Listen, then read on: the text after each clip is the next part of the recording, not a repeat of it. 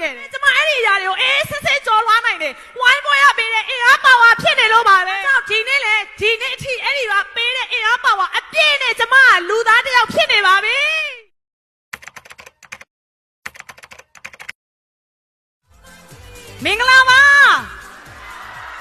สวัสดีค่ะဒီနေ့ကျမဘွားရဲ့ကောင်းမွန်တဲ့အပြောင်းလဲတွေရရှိခဲ့တဲ့အကြောင်းနဲ့ပတ်သက်ပြီးတော့လာရောက် sharing ပေးခြင်းဖြစ်ပါတယ်ဘဝဆိုတာလမ်းဖြောင့်ကြီးပဲမဟုတ်ပါဘူးမိတ်ဆွေတို့ဘဝမှာနေအမြင့်အချိုးအကွေ့အဖို့အထင်းနဲ့ရွေးချယ်ရမယ့်လမ်းဆောင်တွေရှိနေပါတယ်လူတစ်ယောက်ဘဝဟာစိုးရွားသွားတယ်ဆိုတာဟာလေသူရွေးချယ်ခဲ့တဲ့စိုးရွားစေခဲ့တဲ့လမ်းဆောင်ပဲဖြစ်ပါလေကိုယ့်ရဲ့အနာဂတ်မှာကောင်းမွန်တဲ့အပြောင်းလဲရဖို့ဆိုရင်ဒီနေ့တင့်မှာရှိတဲ့အရေးအချင်းကဆုံးဖြတ်ပေးတာမဟုတ်ပါဘူးအဲ့ဒီလိုကျွမ်းကျင်လာခဲ့တဲ့ခါမှာလုံးရတာပျော်လာတယ်အောင်မြင်မှုတစ်စင်တက်လှမ်းတိုင်းမှာယုံကြည်မှုတွေပိုတိုးလာတယ်အဲ့ဒီလိုယုံကြည်မှုနဲ့ကျွမ်းကျင်မှုတွေတိုးလာတာနဲ့မှကျမစ조사ပြီးတော့လှုပ်ဆောင်ခဲ့တယ်မိတ်ဆွေတို့အမြင့်ကိုတက်ရတာပင်ပန်းတယ်အောက်ခြေမှာနေလဲတက်တာပဲဒါပေမဲ့အမြင့်ကိုတက်လှမ်းပြီးပင်မရောက်ခဲ့ရင်ထိတ်ဆုံးမှာကောင်းမွန်တဲ့လေကောင်းလေတန်းနဲ့ဘုံပိတ်မှရှိမယ်ဆိုတော့ကျမလုံးဝယုံကြည်တယ်ဒါကြောင့်မို့လို့အောက်ခြေမှာတက်တာနေရတဲ့နာကျင်မှုကိုမရွေးချယ်ခဲ့ဘူးကျမရဲ့ဘဝဟာအောက်ခြေမှာနေရတာဘလောက်နာကျင်ခဲ့လဲဆိုတာကျမအသိဆုံးပဲကျမတို့ဘဝဆင်းရဲတယ်မိဘနှစ်ပါးလည်းဆင်းရဲနဲ့ကျမကိုမွေးဖွားခဲ့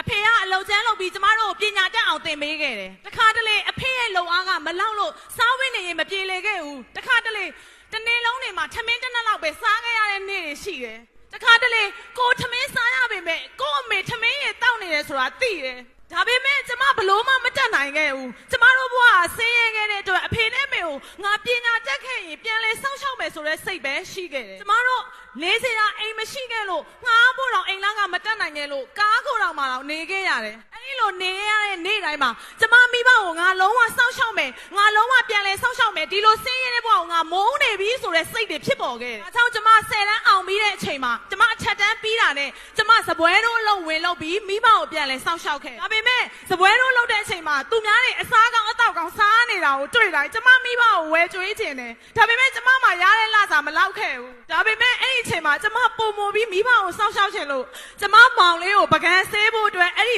စပွဲတို့ဆိုင်မှာပြန်လဲအလုပ်ဝင်ခိုင်းတယ်အဲ့ဒီလိုနေတဲ့နေ့တိုင်းမှာသူများတွေစားခဲ့တဲ့ပေါင်မုတ်တွေမကုံတဲ့ပေါင်မုတ်အကျွင်းချံတွေကျမတို့မောင်နှမောင်နှစ်ယောက်စားပြီးတော့နေခဲ့ရတယ်အဲ့ဒီလိုဘဝကိုကျမမုန်းတဲ့အတွက်ဒီထက်ပုံကောင်းမွန်တဲ့လစာရဖို့ပဲကျမမှာရည်မှန်းချက်ရှိခဲ့တယ်ဒါကြောင့်ကျမစပွဲတို့အလုပ်လုပ်ပြီးတော့ဘွဲရအောင်စ조사ခဲ့တယ်ကျမဘွဲရပြီးတဲ့အချိန်မှာကျမမိဘကိုပြန်လဲစောင့်ရှောက်နိုင်ပြီဆိုတော့ကောင်းမွန်တဲ့လစာရဖို့မျှော်လင့်ချက်ရှိခဲ့တယ်အဲ့ဒီလိုမျိုးယုံကြည်ချက်နဲ့ကျမပုံလစာကောင်းဖို့အတွက်ကျမကိုကျမအမြဲတမ်းစူးစမ်းပြီးသင်ယူခဲ့တယ်ဒါပေမဲ့ကျမမှာပုံကောင်းမွန်တဲ့ဘဝရဖို့ကျမတို့မှာအခွင့်အလမ်းရွေးချယ်စရာမရှိပါဘူး။ပုံကောင်းမွန်တဲ့လစာရဖို့ပဲရည်မှန်းချက်ရှိခဲ့တော့တယ်။အချိန်တိုင်းအမေကိုအကုန်လုံးလစာတွေပေးတယ်။ဒါဆိုရင်ကျမတာဝန်ကျေပြီလို့ထင်ခဲ့တယ်။ဒါပေမဲ့ဆက်မောရဲ့ Share Business with Wine ဆိုတဲ့SLA level 1ကိုတက်လိုက်တဲ့အချိန်မှာအဲ့ဒီအချိန်မှာကျမသိခဲ့တယ် CEO အကြံတော့ကတော်သိပြီလို့អော်လိုက်တဲ့အချိန်မှာကျမအရန်ခံစားရတယ်အဲ့လိုမျိုး तू တော်သိပြီလို့អော်လိုက်မှာကျမလည်းစိတ်ထဲကနေអော်တယ်ငါလည်းတော်သိပြီဒီဘဝနဲ့ငါရုံးထွက်တော့မယ်ငါတော်သိပြီလို့ပြန်អော်ခဲ့တယ်ငါအသက်ရှင်နေသေးသေးရဲ့ငါမိဘဆင်းရဲနဲ့မ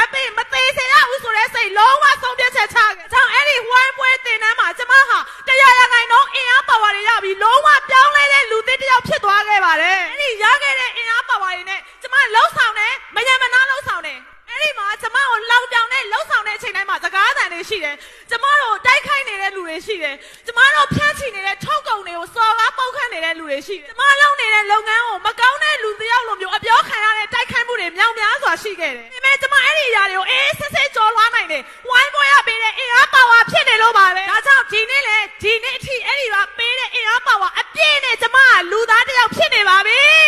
အဲ့ဒီလိုအင်အားပါဝါနဲ့လှုပ်ဆောင်ခဲ့တယ်3နှစ်တိတိပြည့်တဲ့အချိန်မှာ Success Mall မှာ Black Diamond နဲ့ဘတ်ငွေ25သိန်းကိုရရှိပိုင်ဆိုင်ခဲ့ပါပြီမိတ်ဆွေတို့ Success Mall ဆိုတဲ့ကျေးဇူးတင်ပါတယ် Success Mall ဆိုတဲ့ကောင်းမွန်တဲ့အရာဟာကျမရဲ့အတွေးခေါ်တွေကိုလုံးဝပြောင်းလဲပေးပြီးတော့ကျမကိုမီလီယံနာတစ်ယောက်ဘဝပြောင်းလဲပေးခဲ့တာပါမိတ်ဆွေတို့အရင်တုန်းကအိမ်မိုင်းမရှိပဲကားကိုယ်တော်လိုမျိုးနေရောက်မှာနေခဲ့တဲ့သူတစ်ယောက်ကဆက်ဆက်ပေါ်ကပေးတဲ့ဝင်ငွေနဲ့လှပတဲ့လိမ်မော်ရောင်တိုက်အိမ်ကိုစောင့်နေနိုင်ခဲ့ပါပြီကျမရဲ့အိမ်ကိုလည်းလိမ်မော်ရောင်တောက်ထားတယ်ကျေးဇူးတင်ပါတယ်ကျမစီးတဲ့ကားကိုလည်းလိမ်မော်ရောင်ပဲကျမရဲ့တကူလုံးလိမ်မော်ရောင်နေပြီပါပဲ ပါတယ်ကျမတို့လိုမျိုးအတွေ့အကြုံမရှိတဲ့အခြေခံလူရန်စားတွေဒီလိုကောင်းမွန်တဲ့ဘဝရောက်တယ်ဆိုတာဆက်ဆက်မောကြောင့်ပဲမဟုတ်ဘူးလားမိတ်ဆွေတို့ဒါကြောင့်ဆက်ဆက်မောနဲ့ပတ်သက်တာကျမအိမ်ထဲကိုဝင်လိုက်တာနဲ့အကုန်လုံးချိတ်ဆဲသွားတယ်တထင်းနှစ်ယောက်ရဲ့ပုံအစားပုံအကြီးချိတ်ထားတယ်အိမ်ထဲကိုဝင်လိုက်တာနဲ့တထင်းနှစ်ယောက်ပုံဆက်ဆက်မောဒစိတ်တွေမြင်တိုင်းကျမအင်အားပါဝါတွေပို့တိုးပြီးပို့အလုံးလုံးချင်လာတယ်ဆက်ဆက်မောမှာဆက်ဆက်မောတတန်းရာခိုင်နှုန်းဆိုရင်အဲ့ဒီတယောက်တည်းအပါဝင်တာကျမပါပဲဒီလိုကောင်းမွန်တဲ့အခွင့်အလမ်းကိုပေးခဲ့တဲ့ဆက်ဆက်မောခွန်မော်နဲ့ CEO ကျေးဇူးအများကြီးတင်ပါတယ်။ဒါကြောင့်ဆက်ဆက်မောရဲ့ထုတ်ကုန်တွေဟာကောင်းမွန်ခဲ့လို့ကျမတို့ဘဝကိုချမ်းသာအောင်နေမဟုတ်ဘူး။ကျမမိဘနှစ်ပါးရဲ့ကျမ်းမာရေးကိုပါကောင်းမွန်တဲ့ထုတ်ကုန်တွေနဲ့စောင့်ရှောက်နိုင်ခဲ့။ကျမရဲ့မိဘတွေနဲ့အတူဆက်ဆက်မောကပို့ဆောင်ပေးတဲ့ခရီးစဉ်တိုင်းကိုလည်ပတ်ခွင့်ရခဲ့တယ်။ဒါကြောင့်ဆက်ဆက်မောနဲ့ပတ်သက်ပြီးရခဲ့တဲ့ဝင်ငွေတွေနဲ့လည်းကျမဆက်ဆက်မော CFB နဲ့လက်တွဲပြီးအလှူဒန်းတွေလုပ်နိုင်ခဲ့တယ်။လူကောင်းမွန်တဲ့ဝေမျှခြင်းတွေပေးလိုက်တဲ့အချိန်တိုင်းကျမကိုအင်အားပါဝါပို့တိုးစေတယ်။အဲ့ဒီအင်အားပါဝါကျမကိုတိုက်ခိုက်တဲ့အရာတိုင်းကိုကျမကြော်လွှားနိုင်တယ်အေးအေးဆေးဆေးပဲ။Success More ဟာမိတ်ဆွေတို့ကိုအမြင့်ကိုတက်လှမ်းစေမဲ့လေကတဲ့ပါပဲ။ဒါကြောင့် Success More ဟာတက်တာထိုင်ပြီးလိုက်သွားလို့ရတဲ့စက်လေကားတော့မဟုတ်ပါဘူး။ Success More ဆိုတဲ့ပြောင်းလဲခြင်းအခွင့်အလမ်းကိုတော့မိတ်ဆွေတို့လေကတဲ့လို့အသုံးချလိုက်ရင်မိတ်ဆွေတို့ဘဝတိုးတက်ပြောင်းလဲသွားမယ်ဆိုမကောင်းလား။ Success More နဲ့လက်တွဲပြီးရှေ့ဆက်ကိုဘဝတိုးတက်ပြောင်းလဲအောင်လှုပ်ဆောင်ပေးမိတ်ဆွေတွေရှိလား။ဒီနေ့ပဲဆုံးဖြတ်ချက်ချပြီးအလုံးလုံးမယ်ဆိုတဲ့လူတွေဆဲအိုင်တကယ်ချင်းကိုလဝါချင်ပြီးပြောပေးပါငါလုံးဝဆက်ဆက်မောနဲ့လက်တွဲပြီးစ조사မယ်ကျေးဇူးအများကြီးတင်ပါတယ်စဝါဒီခါขอบคุณมากครับ